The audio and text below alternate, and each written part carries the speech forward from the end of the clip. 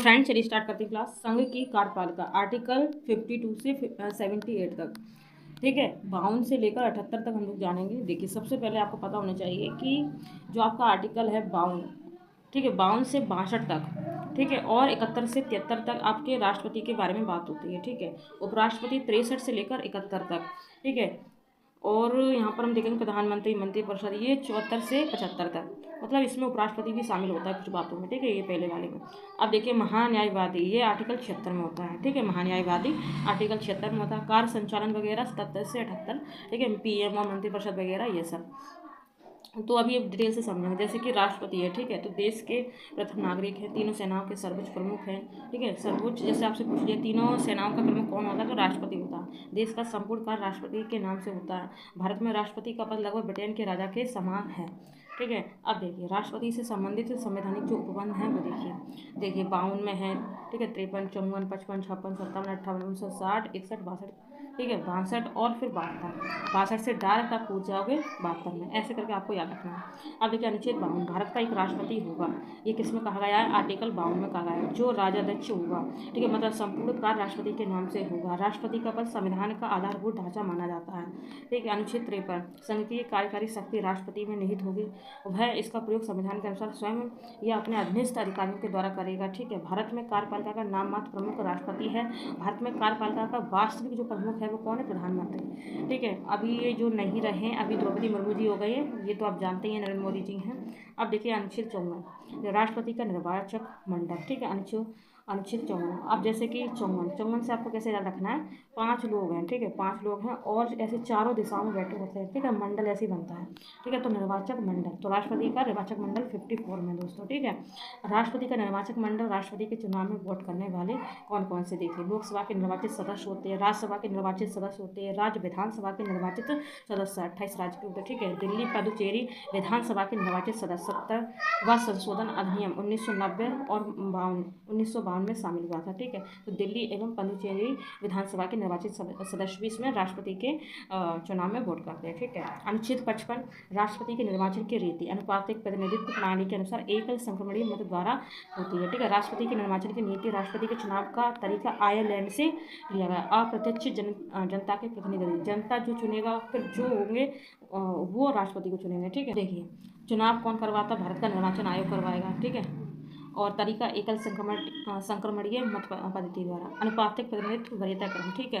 राष्ट्रपति के चुनाव में देखिए वोटों की संख्या, वोटों का मूल, चुनाव में विजेता कुल डाले गए वैध वोटों का 50% प्लस 1 से ज़्यादा जिसको प्राप्त हो, ठीक है। उदाहरण देखिए मतदाता है 100 वैध मत, ठीक है, फिर 100 माइनस विजेता, ठीक है, तो प्लस माइनस किया तो 51 वोट हो गए। वोटों का मूल्य इस प्रकार से हम यहाँ पर समझेंगे। देखिए विधानसभा सदस्यों के वोट का मूल्य, 1 वोट का मूल्य, देखिए राज्यसभा की जनसंख्या सदस्यों की संख्या टाइम क्या करें 1/1000, ठीक है। ऐसी एक संसद सदस्य के वोट का मूल्य बराबर सभी राज्यों के एमएलए के वोट का कुल मूल्य और संसद के सभी निर्वाचित सदस्य 543 प्लस 233, ठीक है, इस प्रकार से। अब देखिए अनुच्छेद 56, राष्ट्रपति के पद की अवधि पद ग्रहण की तारीख से 5 वर्ष तक रहती है, ठीक है।